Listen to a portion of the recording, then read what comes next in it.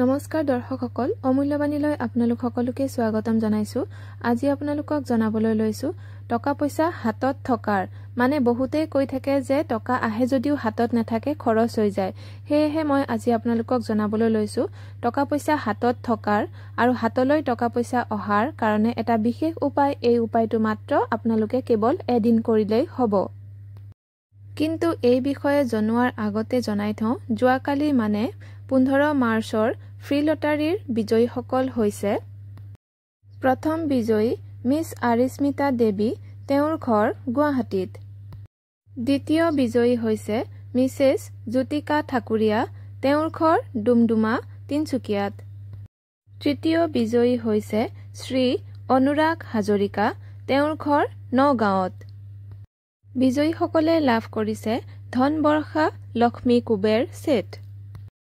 এতিয়া জনাবলৈ লৈছো 30 মাৰ্চৰ ফ্ৰী লটাৰীৰ প্ৰশ্নটো হৈছে কোনফালে কেনেকৈ শুলে স্বাস্থ্যৰ কাৰণে বা সকলো ফালৰ পৰা ভাল।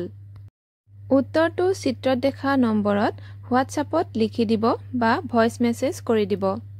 আৰু যিসকলে অমূল্যবাণীৰ পৰা যিকোনো ছাৰ্ভিচ লৈছে, পেইড ছাৰ্ভিচ লৈছে, তেওঁলোকে নিজে নিজেই ডাইৰেক্ট এণ্ট্ৰি হ'ব এই লটাৰীত, কোনো ধৰণৰ প্ৰশ্নৰ উত্তৰ নিদিলেও হ'ব। এতিয়া জানক হাতলৈ টকা পইচা অহাৰ আৰু হাতত টকা পইচা থকাৰ বিশেষ উপায়টো হৈছে আপোনালোকে এখন নতুন বা পৰিষ্কাৰ 10 টকীয়া নোট ল'ব আৰু আপোনালোকে গা ধুই পৰিষ্কাৰ কাপোৰ পিন্ধি শুক্ৰবাৰে সন্ধিয়া মা লক্ষ্মীৰ চৰণত এই পইচাটো বা টকাটো ৰাখি দিব। উপায়টো কৰাৰ আগতে আপোনালোকে কেঁচা হালধিৰ ৰস তৈয়াৰ কৰি ৰাখিব পূজাঘৰত, আপুনি পূজা কৰা ঠাইৰ কাষতে। তাৰপিছত তাৰ পৰা চাকি জ্বলোৱাৰ পিছত এই হালধিৰ ৰস অনামিকা আঙুলিৰে পইচাটোত লগাই দিব।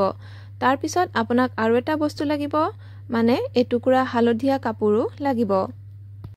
মা লক্ষ্মীৰ চৰণত ৰখা এই টকাটোৰ ওপৰত অনামিকা আঙুলিৰে হালধিৰে ফুট দিয়াৰ পিছত আপুনি একান্ত মনেৰে ক'ব আপোনাৰ সমস্যাটো, যে আপোনাৰ টকা পইচা খৰচ হৈ যায় বা হাতলৈ টকা পইচা আহিলেও নাথাকে, বা আপোনাৰ যদি টকা পইচাৰ কোনো সমস্যা চলি আছে, হাতলৈ টকা পইচা অহা নাই, যিটো সমস্যা হৈ আছে সেইটো একান্ত ভক্তিৰে আপুনি ক'ব। তাৰপিছত আপুনি শ্ৰীম মন্ত্ৰ 108 বাৰ জপ কৰিব। জপ কৰাৰ পিছত এই টকাটো হালধীয়া কাপোৰ টুকুৰাৰে বান্ধি মেৰিয়াই আপুনি য'ত টকা পইচা ৰাখে, মানি বেগত হওক বা ঘৰৰ ভিতৰৰ যি ঠাইতে আপুনি ৰাখে সেই ঠাইত থৈ দিব। এদিন এবাৰ কৰিলেই হোৱা এই উপায়টো কৰাৰ পিছত দেখিব আপোনাৰ টকা পইচাৰ সমস্যা কমি গৈছে আৰু টকা হাতত থকাও হৈছে।